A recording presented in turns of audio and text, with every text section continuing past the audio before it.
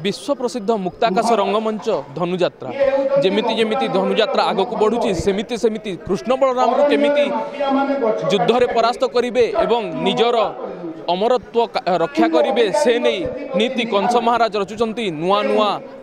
षडयंत्र आज रंगसभार होइछि आयोजन आसीचंती विभिन्न राजन्य वर्ग सीधासलख कथा हेबा आज आपण आसीचंती राजन्य वर्ग कोन पई आपण को आमंत्रित करा हिछि कोन रहिछि प्रयोजन देवर्षि नारद निमंत्रण देले हठात निमंत्रण पत्र पाई आमे छुट्टी आसी मथुरा राज्य को महाराजा कंस आमको कहीं डकई कौन डकई ताहा जानापी जिते बड़े जानलु गोपपुर रे बढ़ुची महा राजांकर शत्रु असंभव मुझी मगधर राजा जरासंध महाराजा कंसंकर ससुर कले बले कौशले कौन प्रकार मारी निश्चित मुहि कृष्ण बलराम ए प्रतिज्ञा करी जाऊँगी मथुरा नगर को ए हूँ आमर प्रतिज्ञा केमिति रणनीति रहिबो कौन करिवे केमिति हरैबे कृष्ण बलराम कठोर राजा मोर कठोर राजा नाम विदिध महाराजा आदेश पाई आसी जेते बेले निश्चय कृष्ण बलराम को हत्या कर फेरिली मोर मर्कट सेना मांकड़ मानक नहीं मलमूत्र परित्याग कर प्रदूषित कर देवी गोपपुर को तापरे नहीं पर्वत शिखर को पर्वत शिखर थी गुंफा मान निक्षेप कर श्वासरुद्ध कर मारी पकाई शेष महाराज से दग्ध पश्चदय को खाके दिया मारी प्रवेश राजा द्वारे पूर्वर षडमल्ल वीर मध्य जाइतिले किंतु वर्तमान पुणी रंगसभार आयोजन एवं राजन्य वर्ग को पठाउचंती केमिति रहिछि रणनीति षडमल्ल सह गुणर अधिकार आमे शक्तिवान मुई वक्रदंत जार भुजारे अच्छे शहे शहे सिंहर ताकत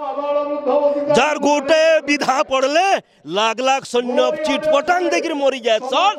मुई से ही दंत वक्र है मोर थाम थन महाराज कंस के किछि डर नाइन ई माए पर गुरस पिया छुआ दुईटा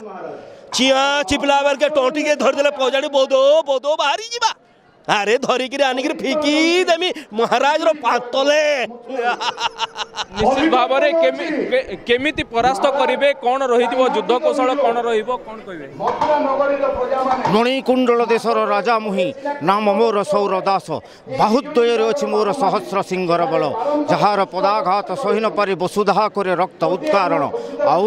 सांगरे मुनई आसी अच्छी अस्पारोही सैन्य गजारोही सैन्य एवं असंख्य पदातिक सैन्य आदेश पाइला मात्र के छुटी जीवी से ही गोपपुर कले बले अबा कौशले निश्चय निधन करी से ही कृष्ण बलराम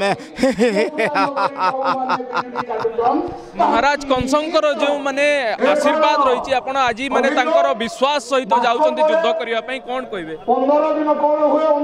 मैं छत्तीसगढ़ के राजा मोर नाम ललित कुमार महाराज तो माने नहीं सोचो महाराज तो आराम से सोन के पलंग में सोते रहो नान नान लेका दुठी गाल चिप देले गोरस निकरी ओ मन परे 8 बछर में तुहला मारी ए छोकरा हो ओगरे रहो पूर्व दिख के बेर जदी पश्चिम दिग में हुई वास के दिन जदि चंदा देखा दी पहाड़ पर्वत में जदि पदम फूल फुटी तब ले घोले हमंतु मल्ला मारबो माने मारबो इयर हमर जी दे जी दे जी दे